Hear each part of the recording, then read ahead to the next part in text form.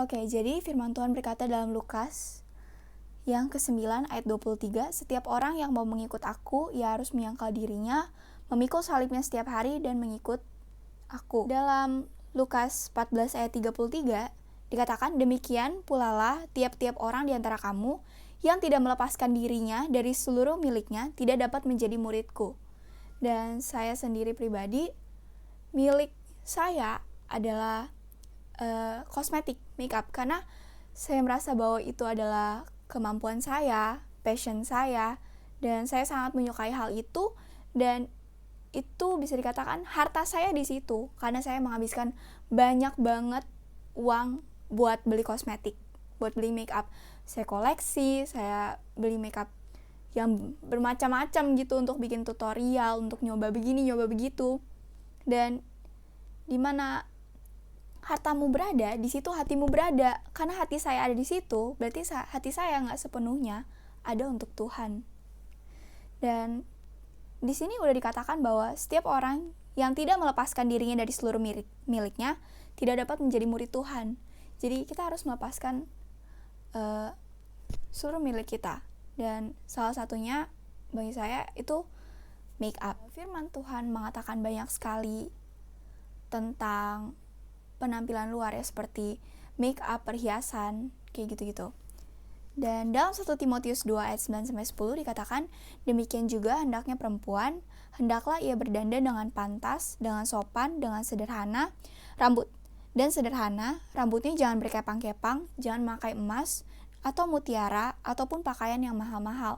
Tetapi hendaklah ia berdandan dengan perbuatan baik, seperti yang layak bagi perempuan yang beribadah. Dikatakan di Alkitab bahwa perempuan itu harus berdandan dengan perbuatan baik, bukan dengan kosmetik, bukan dengan perhiasan, tapi dengan perbuatan baik. Karena dalam 1 Samuel 16 ayat 7b dikatakan, bukan yang dilihat manusia yang dilihat Elohim. Manusia melihat apa yang di depan mata, tetapi Tuhan melihat hati. Tuhan gak pandang wajah kita kayak gimana, visi kita kayak gimana. Tuhan gak pandang penampilan luar kita kayak gimana, tetapi Tuhan melihat hati kita. Di 1 Petrus 3 ayat 3-4 dikatakan, perhiasanmu janganlah secara lahiriah. Lahiriah itu daging, yaitu dengan rambut yang dikepang-kepang, memakai perhiasan emas, atau dengan mengenakan pakaian yang indah-indah. Tetapi perhiasanmu ialah manusia batinia yang tersembunyi dengan perhiasan yang tidak binasa, yang berasal dari roh yang lemah lembut dan tentram, yang sangat berharga di mata Tuhan. Kita harus melihat gitu, bahwa apa yang kita lakukan itu seharusnya berharga di mata Tuhan, bukan berharga di mata manusia. Kita harus memperhatikan penilaian Tuhan akan diri kita, bukan penilaian manusia akan diri kita. Di Yeremia 4 ayat 30 ini sangat menegaskan mengenai make up, kosmetik. Dan engkau yang dimusnahkan, apakah yang hendak kau lakukan? Mengapa engkau mengenakan pakaian kirmizi, menghiasi dirimu dengan perhiasan emas, memalit matamu dengan celak? Sia-sia engkau memperelok dirimu. Pecinta-pecintamu menolak engkau, bahkan mereka ingin mencabut nyawamu. Di sini dikatakan memalit matamu dengan celak. Celak itu mungkin orang zaman sekarang kurang tahu ya celak itu apa. Tapi kalau zaman dulu celak itu pensil alis. Tapi kalau dalam KBBI celak itu bubukan hitam, biru, dan sebagainya untuk memalit kening, bulu mata, atau disapukan di sekeliling mata. Contohnya kayak eyeshadow, eyeliner, pensil alis, dan itu mengubah gitu. Celak itu, kosmetik itu mengubah. Yang matanya sipit, kalau dipakai eyeliner di modelin kayak gimana bisa jadi kelihatan lebih gede dan terlihat menarik gitu apabila menggunakannya. Saat kita menggunakan make up, kita telah merubah gambar dan rupa Tuhan. Kita merubah apa yang Tuhan kasih ke kita. Kita seperti memakai topeng gitu. Karena ada orang dia mukanya kayak gini, tapi setelah dia pakai make up jadi berubah drastis sampai kayak orang nggak kenal itu siapa. Pokoknya menjadi beda banget gitu. Dan itu dia menjadi pribadi yang berbeda. Dia memakai topeng. Dan itu semua merupakan kebohongan, kepalsuan. Karena kamu nggak hadir di situ dengan penampilan kamu yang sebenarnya, dengan muka kamu yang sebenarnya, tapi kamu seperti memakai topeng dengan memakai make up. Di dalam Amsal 31 ayat 30a dikatakan, kemolekan adalah bohong dan kecantikan adalah sia-sia.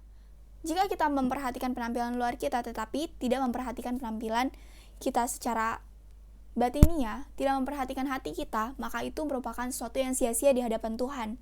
Mungkin di hadapan manusia itu bagus, tapi di hadapan Tuhan itu nol. Kita gampang untuk merubah casing kita, untuk merubah penampilan kita, untuk merubah muka kita dengan make up, operasi plastik, atau pokoknya dengan berhias lah. Tapi mengubah hati itu sulit. Dan ketika seseorang tidak memperhatikan hatinya, maka itu menjadi sesuatu yang sia-sia di hadapan Tuhan.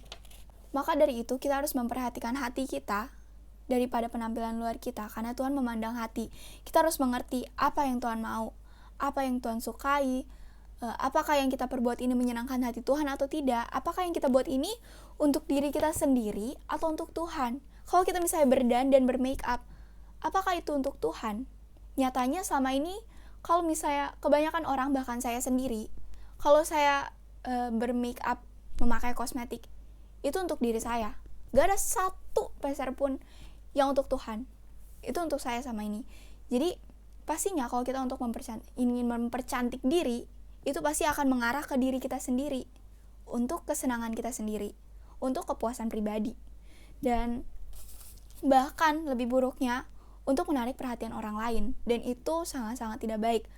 Mengenai make up merupakan sesuatu yang serius, karena Tuhan mau kita memperhatikan hidup kita, bukan penampilan luar kita, melainkan hati kita yang benar-benar harus kita tujukan kepada Tuhan, yang benar-benar kita harus menjaga hati kita dengan segala kewaspadaan, seperti kata Amsal 4 ayat 23. Jadi itu dia kenapa saya gak pakai makeup lagi, karena Tuhan melarang kita untuk memakai makeup. Tuhan mau kita lebih memperhatikan hati kita daripada penampilan luar kita. Tuhan mau kalau kita tidak merubah apa yang Tuhan ciptakan. Tuhan mau kita menghargai, mensyukuri, selalu bersyukur dengan apa yang Tuhan berikan dalam hidup kita. Tuhan gak mau kita rubah-rubah muka kita. Jadinya Tuhan udah ciptain kita segambar dan serupa dengan Tuhan. Itu udah sangat-sangat berharga di mata Tuhan. Tapi bisa-bisanya loh kita ubah. Emang kita siapa mau mengubah yang Tuhan ciptakan? So, semoga sharing ini bisa memberkati kita semua. Bapak Yahweh memberkati.